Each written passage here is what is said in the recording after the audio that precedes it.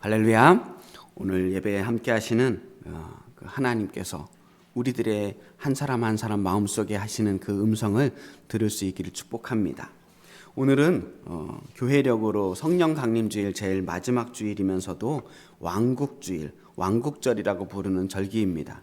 저희 휘장이 녹색에서 하얀색으로 바뀌었습니다. 이 왕국주일에는 이 땅에 왕으로 오신 예수님을 묵상하면서 하나님 나라와 예수님의 재림 그리고 심판에 대한 말씀을 묵상하는 절기입니다.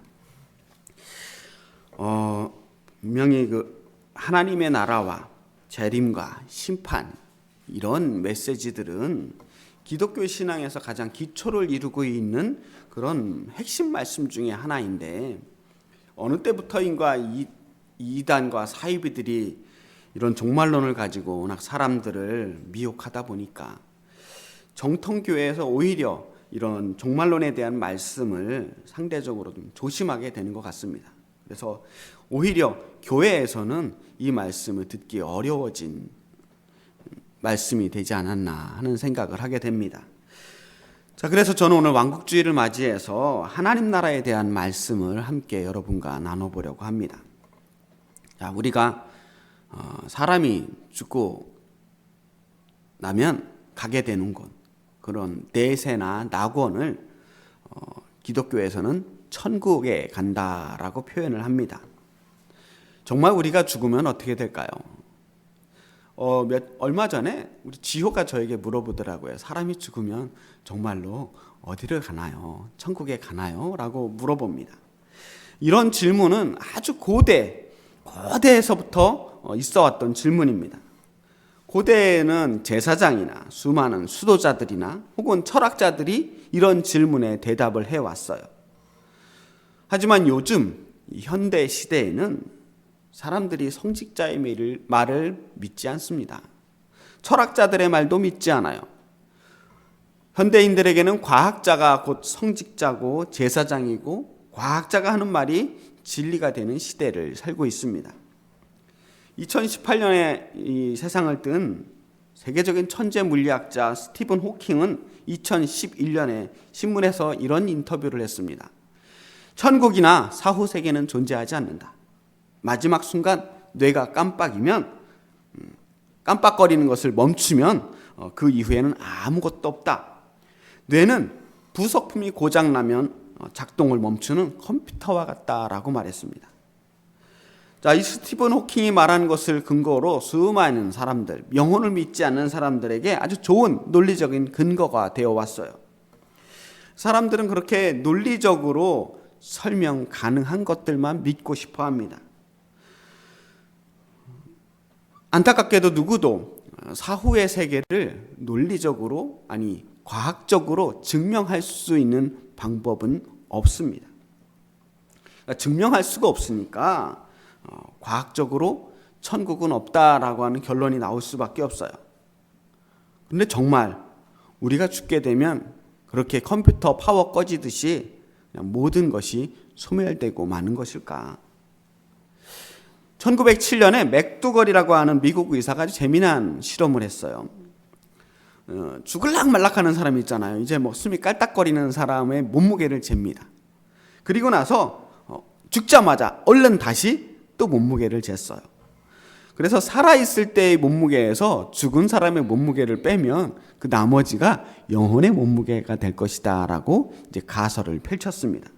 그래서 실제로 그렇게 재봤더니 한 21g이 빠지더래요. 그래서 이 맥두걸이라고 하는 의사는 영혼의 무게가 21g일 것이다 라고 결론을 내렸어요. 진짜 그럴까요? 그런데 또 팩트체크 좋아하는 과학자들이 이걸 나중에 또 다시 왜 이렇게 21g의 차이가 나는지 실험을 해봤습니다. 그랬더니 사람이 죽으면요, 이 허파가 쪼그라들면서 허파 안에 있는 공기들이 일단 빠져나가게 된답니다. 그리고 몸속에 있는 아주 미세한 구멍 속에서 땀과 수분이 그리고 분비물들이 몸 밖으로 빠져나가게 되는데 그러면 얼마든지 21g 정도는 줄어들 수 있다라고 말했어요. 그렇다면 과학적으로 볼 때 정말로 영혼은 없는 것일까? 눈으로도 볼 수 없고 무게도 잴 수 없다면 존재하지 않는 걸까요? 성경을 문자 그대로 믿고 뭐든지 과학적으로 증명하려고 하는 창조과학회 같은 아주 극단적인 보수주의자들도요, 사실 영혼은 보거나 만질 수 없는 것이라고 말합니다. 근데 볼 수도 없고 만질 수도 없다면 정말 없는 것일까? 사실 고대 시대에는요, 이 바람, 공기 같은 것들도 굉장히 신령한 것이라고 생각했습니다. 히브리어에서 성령, 영혼을 뜻하는 성령은 바람이라고 하는 것과 동일한 단어를 사용하고 있습니다. 다시 말해서 바람은 보이지도 않고 만질 수도 없고 어떻게든 설명할 수가 없었는데 그럼에도 무언가 작용이 일어나고 있는 거예요. 그래서 그들이 바람을 볼 때, 이 공기라고 하는 것을 볼 때 굉장히 신비한 무엇이라고 생각했어요. 알 수는 없지만 그 무언가가 있기는 있다. 영혼이라고 하는 개념은 사실 과학적인 개념이 아니라 형이상학적인 개념이라고 설명할 수 있을 것 같습니다. 볼 수도 없고 만질 수도 없고 아직은 우리가 어떤 방법으로든 증명할 수는 없어요. 그런데 그게 없다고 하면 도저히 설명할 수 없는 그 무언가가 있는 거예요. 예를 들면요, 사랑과 정의 같은 게 그런 겁니다. 형이상학적인 개념이 바로 이런 거예요. 사랑과 정의를 딱히 보여줄 수는 없어요. 뭐라고 꼭 집어서 이거라고 한마디로 정의하기도 참 어렵습니다. 그런데 분명히 우리의 삶 속에서 경험되는 것들이에요. 또렷하게 말할 수는 없어도 우리가 어렴풋이 그게 뭐라고 하는 것을 마음속에 어렴풋이 감을 잡고 있어요. 사실 하나님도 영혼도 또 하나님의 나라도 그렇게 형이상학적인 개념 속에 자리 잡고 있는 것입니다. 영혼이 정말 있는지 없는지 증명하지는 못할 것 같습니다. 어떻게 생긴 건지, 또 나중에 죽으면 정말로 어디로 가게 되는 것인지 말로 설명할 수 없습니다. 그런데 영혼이 없다고 말한다면 정말 우리의 존재를 설명할 수가 없어요. 우리는 그냥 고깃덩어리에 불과한 겁니다. 어쩌다가 이 고깃덩어리들이 이렇게 돌아다니게 되었는지 알 수는 없지만 그냥 이 고깃덩어리들이 안에서 일어나는 알 수 없는 화학작용으로 생각을 하게 되고 의지를 가지게 되고 움직인다는 거예요. 우연의 일치로. 그러다가 마치 컴퓨터 파워 꺼지듯이 어느 날 우리의 모든 기능이 멈출 때 그냥 우리는 소멸된다는 것이죠. 그렇게 된다면 사실 이 세상 우리 그렇게 열심히 살아갈 이유가 없습니다. 뭐 그렇게 아둥바둥 살아가요. 그렇게 힘들게 고생할 이유가 없습니다. 뭐 어떤 사람 그럼 이 땅에서 잘 먹고 잘 살면 그만이라고요? 꼭 잘 먹고 잘 살아야 되는 것도 아니잖아요. 영혼이 없다면 매번 오늘만 사는 인생이 되는 겁니다. 그냥 태어났으니까 태어난 김에 오늘 하루 그냥 살아가는 거예요. 반드시 가치 있게 살아가야 할 이유도 없습니다. 여러분 100년 전에 살았던 사람 중에 여러분이 기억하는 사람 몇 명이나 돼요? 얼마나 많은 사람들이 살다가 갔는데 우리가 그 중에서 기억하는 사람은 아주 극소수입니다. 만약 100년이 지난다면 여기 앉아있는 사람 중에 누가 기억에 남는 사람이 될 수 있을까요? 정말 대단한 인생을 살지 않는다면 100년 후에 우리의 존재는 그 누구도 왔다가 갔는지조차도 알 수 없을 거예요. 그러다 보니까 영혼을 믿지 않는 사람들은요, 현재의 삶의 모든 것을 걸게 됩니다. 지금 잘 먹고 지금 잘 사는 거, 그냥 지금 다음 생에는 필요 없어요. 요즘 TV를 한번 보세요. 온통 먹는 얘기, 돈 버는 얘기, 명품 소비하는 이야기. 그냥 온 힘을 다해서 당신의 모든 노력을 다해서 지금 삶을 즐길 수 있는 때까지 즐겨봐라. 그게 행복이다라고 가르칩니다. 많은 사람들이 사용하고 있는 카르페 디엠이라고 하는 라틴어가 있어요. 카르페 디엠. 현재를 즐기라는 뜻이에요. 현재를 즐기라. 요즘 현대인들의 표 같은 말이 되었습니다. 요즘 젊은이들의 문화를 한마디로 표현하는 말이 또 하나 있어요. 욜로라고 하는 말이에요. 욜로. You only live once. 인생은 한 번뿐이라는 거예요. 인생 지금 한 번뿐이니까. 한 번뿐인 인생 지금 열심히 즐기라는 거예요. 그래서 힘 닿는 데까지 뭘 대출을 하던 무슨 어떤 범죄를 저지르던 지금 즐길 수 있는 한도 내에서 최대한 즐기는 거예요. 그런데 정말 우리에게 영혼이 없을까? 자, 기독교를 비롯한 대부분의 종교는 영혼은 있다고 믿어요. 영혼이 있다. 어떤 방식으로든 영혼이 있다고 믿습니다. 오늘날 세계 인구가 80억 명쯤 됩니다. 거의 80억 명인데 그 중에서 종교를 가진 사람이 어떤 종교든 종교를 가진 사람이 71억 4,790만 명이랍니다. 71억 4,790만 명. 전 세계 인구 중에 열의 9은 이러니 저러니 해도 지금도 영혼을 믿고 있어요. 분명히 과학적으로는 증명할 수 없지만 믿을 수밖에 없는 그 무엇이 있다는 거예요. 영혼을 믿는다라고 하는 것은 우리의 존재가 이 보이는 살덩어리가 전부가 아니라는 거예요. 그걸 알아요. 우리가 살아있는 것은 단순히 심장이 두근두근 계속 뛰고 있기 때문만은 아니라는 거예요. 우리 안에 영혼이 있다. 그 영혼이 있기 때문에 내가 나일 수 있다는 거예요. 영혼은 존재하느냐 존재하지 않느냐의 문제가 아니라 우리 존재의 본질이 무엇인가 하는 것에 대한 이야기를 하고 있는 겁니다. 성경은 우리 육체를 장막이라고 말합니다. 장막, 텐트. 여행할 때 장막을 잠깐 들고 가서 텐트를 쳐요.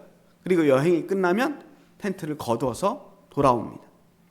우리 육체는 기껏해야 100년을 쓰다가 다 기간이 끝나면 접어가지고 가는 거예요. 육체는 그렇게 잠깐 쓰고 버리는 거지만 영혼은 그렇지 않아요. 우리에게는 영원한 집이 있기 때문입니다. 영원히 존재하기 때문에 영혼이야말로 우리 존재의 본질이라는 거예요. 이렇게 영혼을 믿게 되는 순간 우리의 삶이 빛이 나요. 가치 있는 인생이 되는 겁니다. 영혼은 무게를 잴 수도 없고 볼 수도 없고 증명할 수도 없지만 우리의 존재를 값지게 만드는 그 무엇입니다. 영혼의 관점에서 보면요, 모든 사람이 다 소중해요. 아무리 보잘것없어 보이는 그러한 사람이라 할지라도 그 한 영혼 한 영혼이 너무나 소중하기 때문에 그 사람이 존귀한 거예요. 그 사람이 어떠한 질병에 걸렸든 아무 능력이 없어 보이든 상관없이 그 영혼 한 영혼이 다 영원히 존재하는 영원한 가치를 가진 것이기 때문에 모든 사람이 소중한 거예요. 사람들이 영혼을 믿다 보니까 또 하나의 질문이 생깁니다. 사람이 죽게 되면 육체는 흙으로 돌아가지만 그러면 영혼은 어디로 갈까요? 뭐 그렇게 구천을 떠돌면서 온 세상에 둥실둥실 영혼들이 그렇게 막 돌아다니는 걸까요? 종교는 이 질문에 대해서 또한 답을 합니다. 어쩌면 종교는 바로 이 질문을 하기 위해서 존재하는지도 몰라요. 모든 종교가 사후 세계에 대해서 이야기합니다. 이승과 저승이 있다, 혹은 극락이 있다, 천국이 있다. 그런데 많은 종교에서 사후 세계에 대해서 이야기하지만 저는 기독교에서 말하는, 예수님께서 말하는 하나님의 나라라고 하는 것만큼 심오한 대답을 본 적이 없어요. 예수님께서 첫 출사표를 던지시고 세상에 나와서 제일 먼저 선포하신 말씀이 뭐냐? 회개하라, 천국이 가까이 왔다. 하나님 나라가 가까이 왔다라고 하는 말씀이에요. 이 메시지가 예수님께서 가장 먼저 하셨던 말씀뿐만 아니라 가장 핵심 메시지였어요. 하나님의 나라, 천국은 단순히 죽으면 영혼이 가게 되는 그 어떤 사후세계, 어떠한 장소의 개념이 아닙니다. 하나님의 나라를 영어로 킹덤 오브 갓이라고 불러요. 하나님의 통치라고 하는 말씀입니다. 하나님의 통치. 하나님의 나라가 가까이 왔다라고 하는 말은 그래서 두 가지 뜻을 한꺼번에 담고 있습니다.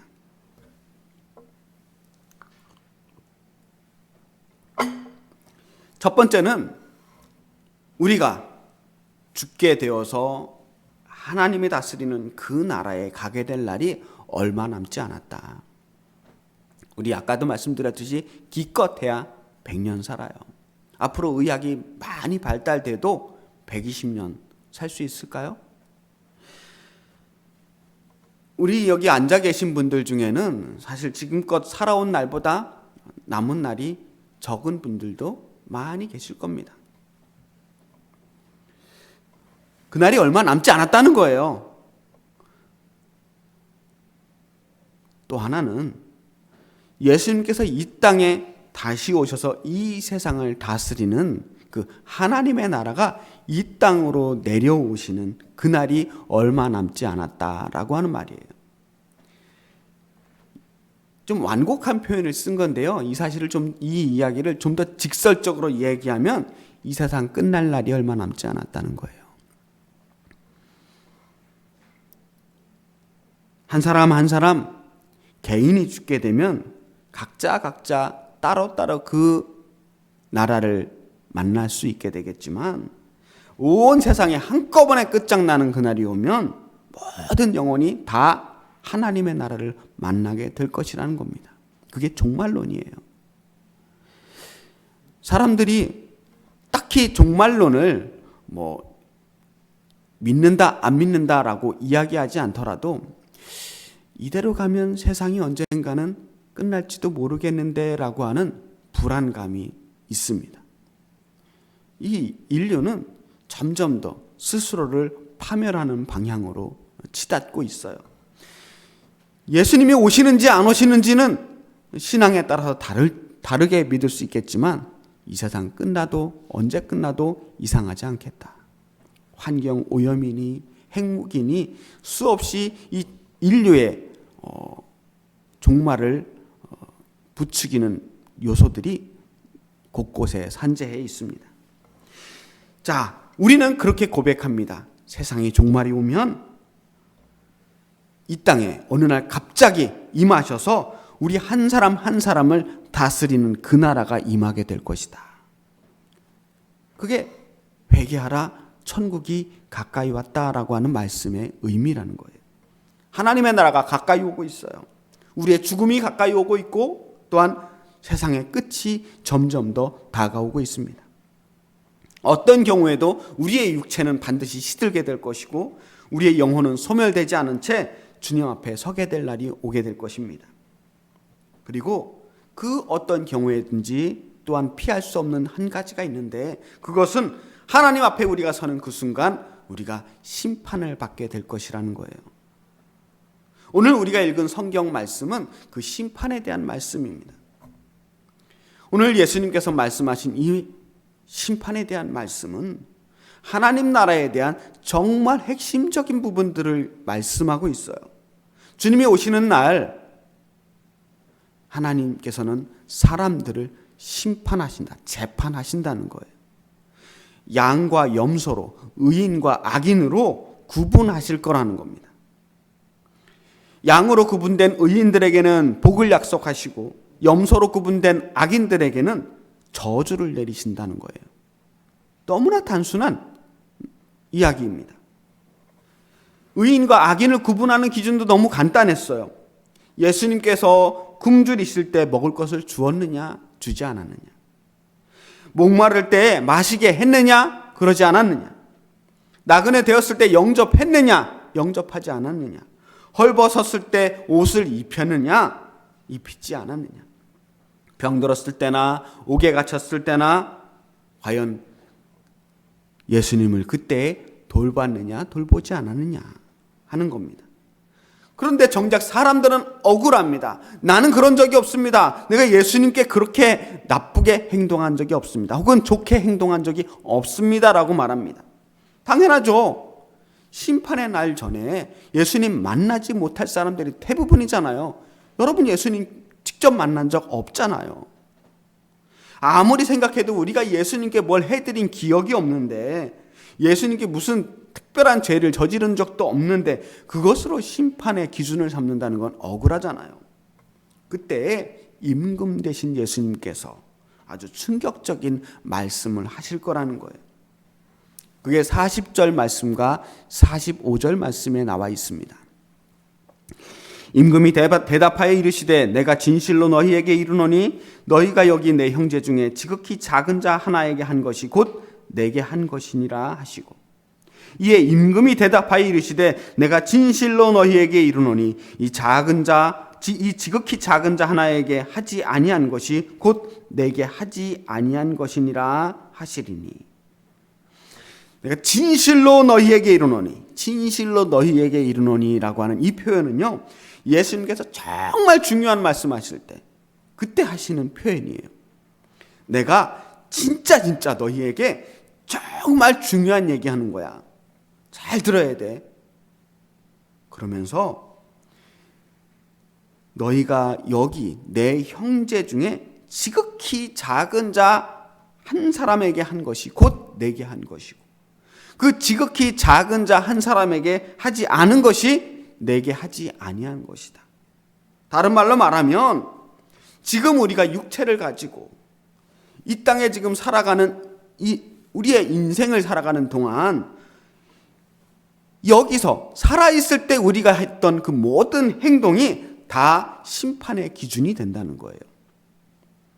이 땅에서의 삶이 다음 단계에서의 삶에 영향을 미친다라고 하는 것입니다. 그러니까 뭐 다음 단계의 삶이라고 하니까 무슨 불교에서처럼 전생과 이생 또 내세를 이야기하는 것은 아닌가 하고 오해할 수 있을 것 같습니다. 뭐 불교에서의 환생윤회론은요, 계속해서 다음 생으로 환생하는 거예요. 다시 태어나는 겁니다. 이번 생에서 잘 못 살았으면 다음 생에선 좀 안 좋은 짐승으로 태어나기도 하고요. 덕을 많이 쌓으면 좋은 사람으로 태어나기도 합니다. 혹은 이번 생에서 전생에서 정말 좋은 일을 많이 해서 이번 생에 좋은 인생을 사는 사람도 있다는 거예요. 그렇게 인생은 계속해서 그렇게 기회를 반복해서 가지게 되고, 그래서 덕을 많이 쌓게 되면 이 끝없는 윤회의 수레바퀴에서 벗어나게 되는데, 그게 해탈이고 열반에 이르게 되는 것이다 라고 가르치는 게 불교의 가르침입니다.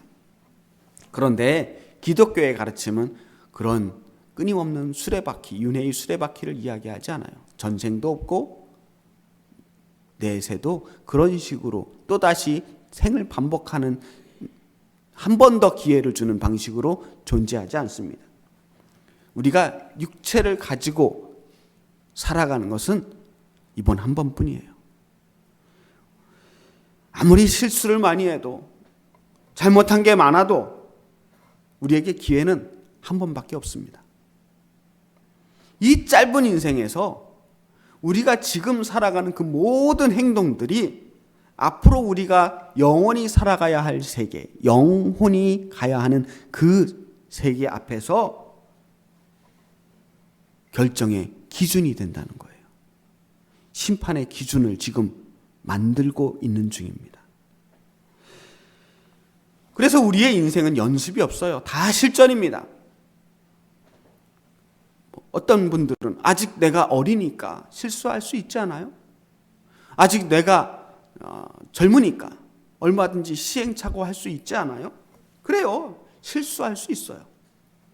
우리는 사실 수없이 많은 실수와 시행착오를 겪으면서 나이를 먹어가고 있습니다. 뭐 나이 먹는다고 실수하지 않나요? 아니에요. 끊임없이 실수하고 시행착오를 합니다. 하지만 우리가 그 실수를 바로 잡는 것도, 우리가 잘못을 깨닫고 회개할 수 있는 것도 오직 살아있을 동안에만 가능하다는 거예요. 날마다 그 기회가 주어지는 게 아닙니다. 돌이킬 수 있는 시간이 얼마 남지 않았어요. 그래서 회개하라, 천국이 가까이 왔다. 아직 시간이 그렇게 많지 않아. 돌이킬 수 있는 시간이, 돌이킬 수 있는 기회가 그렇게 많지 않으니 지금이라도 제대로 돌이키고 살으라는 말씀입니다. 결국 우리가 하나님 앞에 갔을 때 우리의 모든 인생을 되돌아보게 될 겁니다. 그 앞에서 우리는 과연 양과 같은 인생이었는지 아니면 염소 같은 인생이었는지를 평가받게 될 것입니다. 이 하나님 나라에 대한 이야기의 가장 핵심적인 메시지는 지금 우리가 살아가면서 하는 모든 말과 행실들이 영원한 영혼의 시간에 영향을 미친다는 겁니다. 그래서 우리는 지금 현재 우리의 삶에 대해서 항상 진심으로 살아야 되는 거예요. 기독교의 종말론은 절대로 현실 도피를 가르쳐서는 안 됩니다. 그것은 이 어려운 현재의 삶을 도피할 수 있는 그런 도피처가 되지 못해요. 저 하늘에는 슬픔이 없고 저 하늘에는 눈물이 없고 고통이 없는 나라라고 합니다. 거기에는 기쁨과 찬송만 있고 영광만 있는 곳이라고 말합니다. 그곳에는 꽃과 꽃길이 가득하고 그곳에는 황금빛으로 가득하다고 말합니다. 그러니 지금 여기서 열심히 참고 견디면서 마냥 그곳만 바라보면서 모든 것 다 팽개치고 그곳만 기다리자고 말합니다. 아니 그렇게 하나님 나라 좋으면 뭐하러 기다려요? 지금 당장까지. 그렇게 이야기하는 사람들 하나님 나라 당장 가겠다고 목숨 버리는 경우 별로 못 봤어요. 우리가 아무리 좋아도 하나님 나라가 아무리 좋아도 우리가 하나님 나라만 바라보면서 살 수 있는 게 아닙니다. 그것을 기다리면서 지금을 제대로 살아내야 하는 겁니다. 어차피 이번 생은 틀렸어. 우리의 희망은 저 하늘에 있어. 그러면서 다음 기회만을 바라보며 이번 생을 대충 살아서는 안 된다는 거예요. 우리는 한 번뿐인 기회, 단 한 번뿐인 이 인생을 포기할 수가 없어요. 이번 생을 포기하는 사람에게는 기회가 주어지지 않습니다. 영원한 저주, 염소의 삶이 기다리고 있어요. 지금 우리에게 주어진 그 소중한 기회들을 제대로 살려내야만 하는 겁니다. 지금 우리에게 주어진 그 사람을 우리가 온 힘을 다해 사랑해야 돼요. 그 사람을 내가 제대로 섬겨야 합니다. 지금 내 곁에 있는 그 사람, 내 앞에 있는 그 사람을 온 힘을 다해서 섬기는 것이 바로 예수님 섬기는 거예요. 내 옆에 있는 그 보잘것없는 사람, 가장 작은 그 한 사람을 사랑하고 섬기는 것이 지금 우리를 살아가는 데 가장 소중한 일이에요. 그것이 하나님 나라를 가게 되는 열쇠가 되는 겁니다. 지금 우리에게 주어진 이 소중한 시간을 충실하게 살아가지 않는다면 우리는 다가올 심판을 감당할 길이 없어요. 왕국주의요. 왕으로 오신 예수님을 선포하는데 왕으로 오신 예수님께서는 결코 낭만적으로 우리에게 다가오시지 않습니다. 그날을 도적같이 어느 날 불쑥 예수님께서 찾아올 겁니다. 그리고 우리의 삶에 대해서 물으실 거예요. 과연 너는 하나님 나라에 합당한 삶을 살아왔느냐? 너는 정말 하나님의 자녀답게 내가 가르친 대로 예수님의 사랑을 실천하면서 살아왔느냐? 이 땅에 주어진 시간을 정말로 제대로 살아냈느냐라고 물으실 겁니다. 지금 왕으로 오신 예수님께서 이 땅을 향해 계속해서 오고 계십니다. 그리고 우리는 그 나라를 향해 조금씩 나아가고 있는 중입니다. 예수님 만날 시간이 얼마 남지 않았다는 거예요. 회개하라. 천국이 가까이 왔다. 지금 이 순간 여러분 옆에 있는 그 사람, 우리의 가까운 곳에 있는 그 사람, 그 사람들에게 하는 우리의 말과 모든 행동이 다 하나님 나라 앞에서의 심판의 기준이 됩니다. 오늘을 하루를 제대로 사는 사람들이 하나님 나라를 맞이할 준비를 제대로 하는 사람들입니다.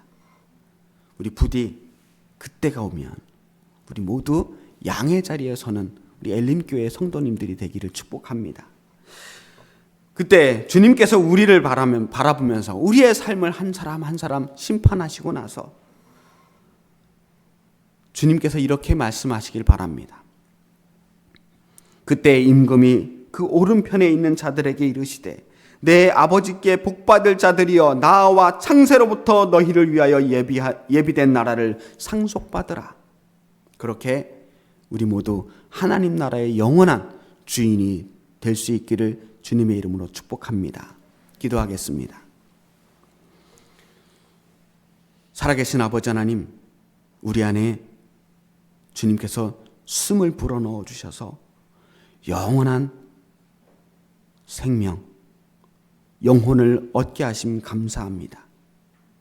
우리에게 주어진 이 짧은 인생을 통하여 영원한 인생을 준비할 수 있도록 기회를 주시니 감사합니다.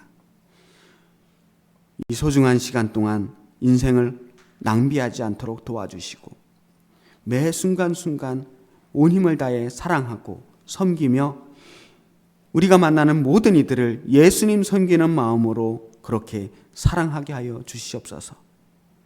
그리하여 우리가 모두 하나님 나라의 주인이 될 수 있도록 우리의 삶을 인도하여 주시옵소서. 예수 그리스도의 이름으로 기도합니다. 아멘.